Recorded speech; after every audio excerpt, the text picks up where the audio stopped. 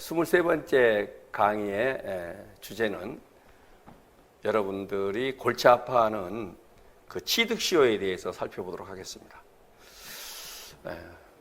부동산 취득시효를 가지고 살펴보죠.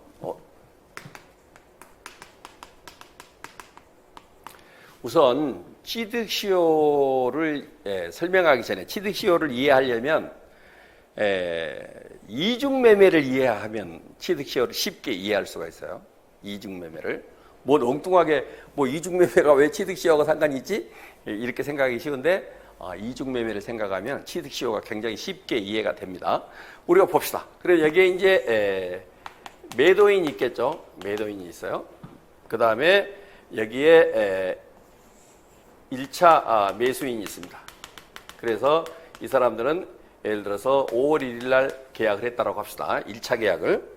그런데 이 매도인이 똑같은 부동산을 또 다른 사람한테 두 번째 팔아먹었단 말이에요. 2차 매수인이 있겠죠. 그래서 이 사람은 8월 1일 날 팔아먹었습니다. 그런데 이 두 사람은 다 일단은 채권자잖아요. 어떤 채권을 갖죠? 소유권 이전을 해달라는 소유권 이전 등기 청구권을 갖는다라는 거죠. 그러면 5월 1일 매매를 원인으로 한 소유권 이전 등기 청구권을 이 B가 가질 것이고 8월 1일 매매를 원인으로 한 소유권 이전 등기 청구권을 C가 갖겠죠. 그런데 우선 정리를 하면 A하고 B하고 C는 모두 채권자잖아요. B하고 C는 일단 채권자일 뿐이라는 거예요. 그러니까 채권자 평등의 원칙이 적용되니까 우열이 없다라는 거죠. 그죠? 우열이 없어요. 평등하니까.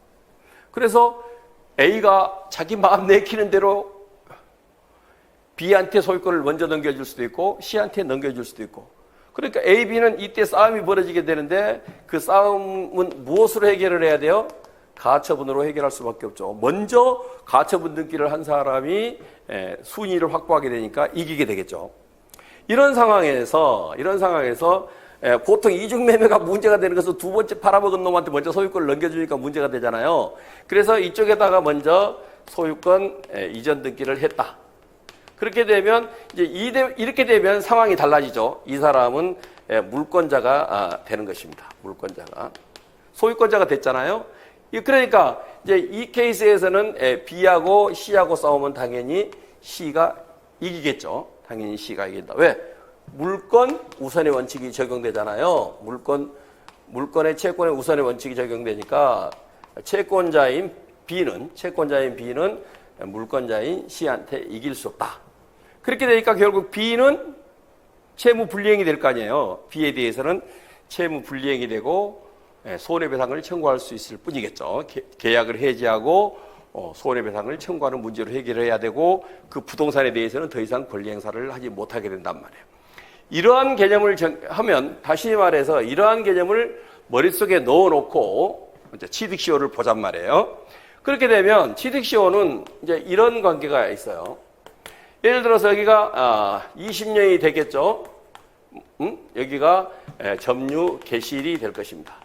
점유 개시일이 되고 얘가 20년이 되고 그 다음에 이제 뭐가 돼도 좋습니다. 그래서 일단 이 20년 기간 안에 있는 사람을 여러분은 이 사람이 소유자겠죠. 이 사람이 소유자죠.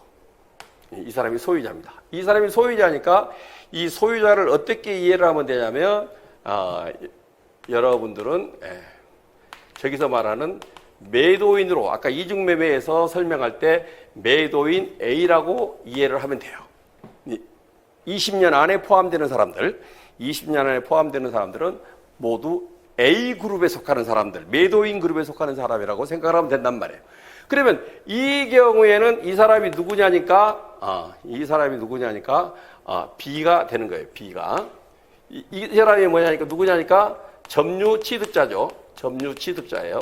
그래서 점유 취득자는 어떻게 이해를 하면 되냐면 1차 매수인으로 이해를 하면 된단 말이에요. 1차 매수인으로. 그리고 20년이 지나서 새로운 이해관계를 맺은 이 그룹에 속하는 사람들, 이 사람들은 2차 매수인 그룹으로 생각하면 된단 말이에요. 2차 매수인 C로 생각하면 돼요. 이렇게 그림을 그려놓고 취득시효를 이해하면 된단 말이에요. 다시 말해서 1차 매수인이 뭐죠? 1차 매수인이 5월 1일자를, 5월 1일이 20년이 되는 날이라고 합시다. 5월 1일이 20년이 되는 날이야. 그럼 5월 1일자 매매를 원인으로, 그럼 우리는 취득시효를 원인으로 하면 되겠죠. 그죠? 지금 이중매매에서는 매매였으니까 취득시효에서는 취득시효를 원인으로 한 뭐가 생겨요? 소유권 이전 등기 청구권이 생기겠죠. 그렇죠? 아까 이게 소유권 이전 등기 청구권이 생겼어요? 안 생겼어요? 생겼잖아요? 소유권 이전 등기 청구권이 생긴 것처럼 점유 취득자에게도 5월 1일, 20년이 되는 5월 1일자를 기준으로 해서 소유권 이전 등기 청구권이 생기는데 이것은 딱 한 번 생기는 거예요. 한 번. 아까 저기서 딱 한 번 생기지 두 번 생길 수가 없잖아요. 5월 1일 딱 하루 픽스가 돼 있단 말이에요. 마찬가지로 취득시효자도 5월 1일 날 딱 한 번 생긴다라는 거예요. 근데 이것이 뭐냐니까 채권적 청구권이라는 거예요. 채권이죠. 원칙적으로 취득시효는 원시취득이에요. 취득시효는 원시취득이기 때문에 그 법적 성질은 실질적으로 보면 성질적으로 하면 물권적 청구권이 돼야 되는 게 맞아요. 이론적으로는 부동산 취득시효는 승계받는 게 아니에요. 최초로 자기가 소유권을 처음으로 확보하는 거기 때문에 원시취득에 해당이 되고 원시취득은 물권적 청구권이에요. 물권이란 말이에요. 그런데 우리 판례는 이런 법이론을 따르지 않고 채권적 청구권이라는 입장을 고수하고 있어요. 그러니까 마치 1차 매수인이 소유권 이전 등기 청구권을 딱 한 번 매매를 통해서 딱 한 번 생기는 것처럼 취득시효자는 딱 한 번 생기는 거예요. 그래서 그다음부터는 이제 이 채권적 청구권이 문제가 돼요. 그래서 정상적인 방법은 A가 B한테 소유권을 넘겨주면 되죠. 취득시효니까. 그런데 A가 안 넘겨주잖아요. 너가 20년 살았으면 너가 오히려 땅 사용료를 내야지 왜 내 땅을 달라고 그래 하면서 시비가 벌어지게 되면서 C에게 팔아버릴 거라는 거죠. 그러면 이 사람이 2차 매수인이 되니까 그렇게 되면 이 C그룹에 속하는 사람은 무엇을 취득하죠? 물건을 취득하게 될 거 아니에요. 물건을. 그렇죠? 먼저 소유권을, 아까 여기 이 사람에게 먼저 소유권을 넘겨줘가지고 소유권을 취득하게 한 것처럼 8월 1일자 매매를 원인으로 한 소유권 이전 등기를 해준 것처럼 20년 이후, 그죠? 20년 이후에 C에게 물건을 하면 물건 B하고 C하고 싸우면 C가 이기겠죠. 아까 여기 소유권 넘겨받은 C가 이겼잖아요. C가 이겼단 말이에요. C가 이긴 것처럼 이중매매에서 C가 이긴 것처럼 B하고 C하고 싸우면 C가 이긴단 말이에요. 뭔 말 알겠어요? C그룹에 속하는 사람들은 B한테 이긴단 말이에요. 그런데 이 A그룹에 속한 사람들하고 B하고 싸우면 A하고 B하고 싸우면 당연히 B가 이겨야죠. 매매를 했으니까 매수를 했잖아요. 그러니까 B가 당연히 이겨야 되겠죠. 그러니까 A하고 C하고 싸우면 B가 이기고 B하고 C가 싸우면 C가 이긴단 말이에요. 그러면 B로서는 여기서 이제 무슨 문제가 나오냐니까 그러면 A가 C한테 이기는 방법은 이 점유 개시를 뒤로 늦추면 되겠죠. 그죠? 점유 개시를 이렇게 뒤로 늦추면 된단 말이에요. 늦추는 것만큼 이렇게 범위가 넓어질 거 아니에요. 그렇게 되면 여기에 속한 C한테 누가 이겨요? B가 이기겠죠.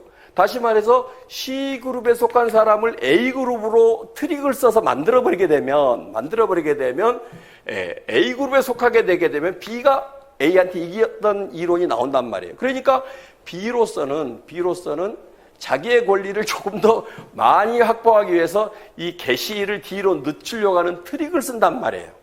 알겠어요? 그런데 문제는 이 트릭을 쓰게 되면 점유취득시효가 누구의 농간에 의해서 좌우돼요? B의 농간에 의해서 좌우가 되잖아요. 그러면 취득시효의 본질에 어긋나잖아요. 그렇기 때문에 이 기산일을 늦추는 이 트릭을 허용할 수 없다라는 거예요. 거기에서 나온 게 뭐냐니까 고정시설이 나온단 말이에요. 거기에서 나오는 것이 고정시설이다. 취득시효의 기산일은 자기가 마음대로 조작할 수가 없다라는 거예요. 만약 이걸 조작하는 것을 허용하게 되면 아까 말한 것처럼 법원이 구속을 받아야 되겠죠.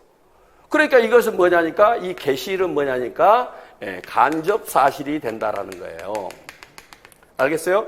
아까 지난 시간에 설명할 때 주요 사실의 경우에는 법원이 구속을 받는다라고 했죠. 그러니까 법원이 이 날짜에 점유를 시작했다라고 하는 당사자의 주장에 구속을 받아버리기 때문에 당연히 이 그룹에 지금 이 부분에 속하는 사람들이 A로 빨려 내려와 버리잖아요. 그런 조작을 허용하면 안 되기 때문에 이 계시일은 법원이 간접사실이라는 말은 구속을 안 받는다. 무엇에 의해서 판단한다? 증거에 의해서 판단한다라는 거예요. 그러니까 이 계시실은 B가 마음대로 바꿀 수가 없다라는 거예요. 그런데 이 C그룹에 속하는 사람이 없을 경우, 지금은 A그룹과 C그룹이 있기 때문에 A그룹과 C그룹의 이해관계를 조절하기 위해서 B에게 고정시설을 강요했잖아요. 그런데 C가 없다라고 하면 A하고 B와의 문제만 있는 거잖아요. A하고 B와의 문제만 있기 때문에 그때는 역산시설을 택한단 말이에요. 뭐 말인지 알겠어요? 고정시설을 취할 필요가 없이 그냥 A만 있으니까 이 날짜로부터 20년이 되는 그 어느 시, 왜냐하면 지금 이 사이에 뭐 몇십 년이 흐를 수도 있으니까 이 B의 입장에서는 20년만 되면 취득시효의 요건을 갖추잖아요. 취득시효의 요건을 갖추기 때문에 역산시설에 의해서 해도 된다라는 거예요.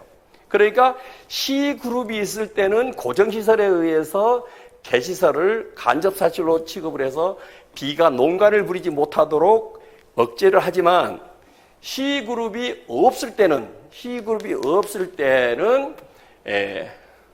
역산시설에 의해서 20년이라는 요건만 충족하면 뭐 다툴 필요가 없잖아. 25년이 되든 30년이 되든 20년만 넘으면 되니까 이렇게 해결을 하겠다라는 거예요. 무슨 얘기인지 알겠어요? 역산시설이 왜 나왔고 고정시설이 왜 나왔는가?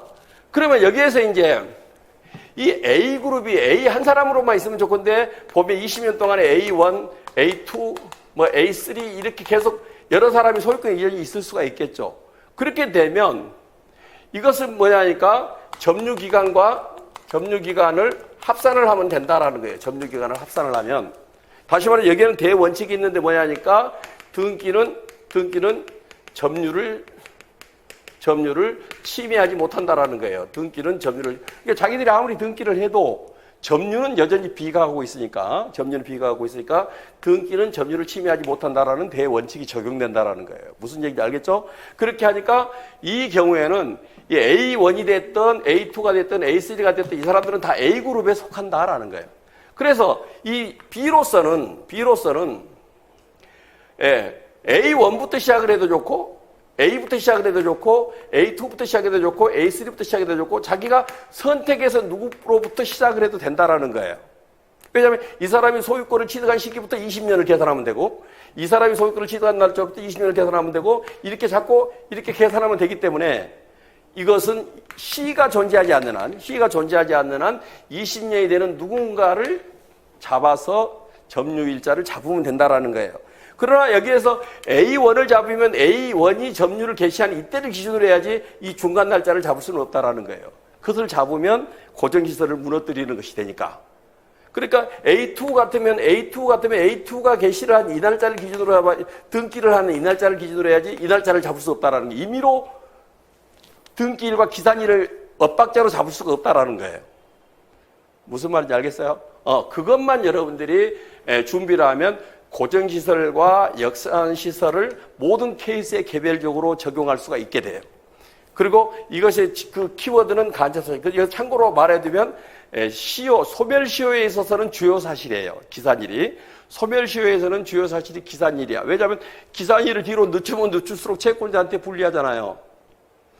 채무자한테 불리하기 때문에 채무자가 바보가 아닌 이상은 기산일을 뒤로 늦출 리가 없어요. 그러니까 채무자가 주장하는 날짜를 기산일로 인정을 해주면 된단 말이에요. 무슨 말인지 알겠죠? 그래서 이 이론에 의해서 취득시효를 이해하면 되니까 취득시효를 이해하려면 가장 기본적인 개념이 이중매매를 이해하면 취득시효의 여러 가지 문제들을 좀 쉽게 이해를 할 수가 있다라는 거예요. 이해가 가시죠? 그럼 이것으로 이번 강의는 마치도록 그렇게 하겠습니다.